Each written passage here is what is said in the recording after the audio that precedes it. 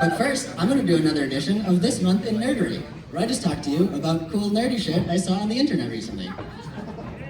So humans have had a negative impact on the environment pretty much as long as humanity has existed, but up until this point, every time I heard about it, it's usually the negative side effect of something else we're doing. This is the first time I've seen a direct attack.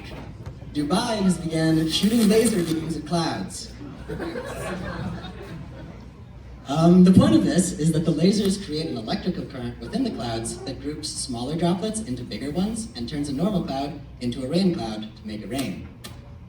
The goal is to help local farmers because Dubai is such a dry area, and also combat recent heat waves where they've seen temperatures of up to 125 degrees.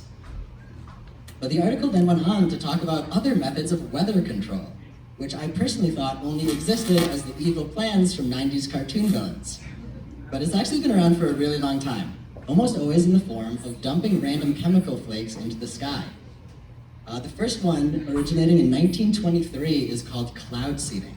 And it's actually sort of a chemical version of the lasers that forms the smaller droplets into bigger ones, turning a normal cloud into a rain cloud. We've also had some successful endeavors into storm stopping. This works with a pretty similar technology, but you dump it on rain clouds that have already formed and make the water droplets so big that they actually overcome the strength of the storm and make it collapse in on itself.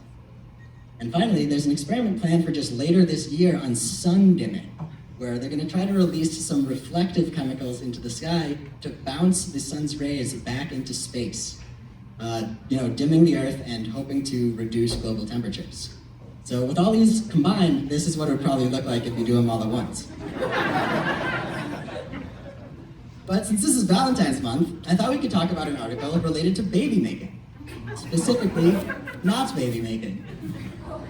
And the science to talk about is related to infertility is in the field of nanotech. A group in Germany has created microscopic motors that can be attached to individual sperm cells. In this video, I really hope my Wi-Fi works.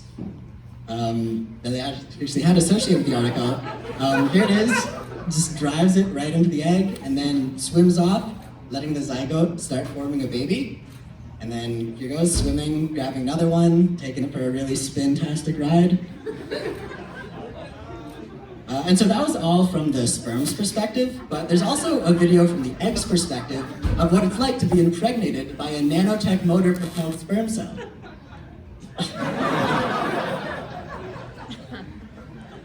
As you can guess, the project was created to help people with immobile sperm problems, which affects about 40% of men who have problems with infertility. It's still only in lab trials. That video was from a petri dish, but as you can see, it already works. Can get the sperm cells to swing till the egg and fall right off. It's not quite as cool as like Iron Man's nanotech suits or the tiny robots you see in movies. The system is actually just a magnetic metal composed in a very specific helix structure. And then when you apply a rotating magnetic field around it, you get this mobility without actuating motors. And I mean, I don't see a lot of stuff that works in nanotech, so it's kind of awesome that it worked at all. And it makes me feel just really warm and fuzzy and positive about the future for all these young couples struggling to start a family. But on the other hand, it makes me so angry. Because back when I was a sperm, we didn't have no fancy nanotech motors to help us out. We had to swim ourselves with our own one tail. And it was like D-Day out there. I lost 100 million friends in those fallopian tubes. And now these damn Gen Zs, they're lazy as hell before they're even born. And if you zoom in on that guy in the corner over there, getting a free ride, you can actually see that deadbeat's already fucking vaping and scrolling on TikTok.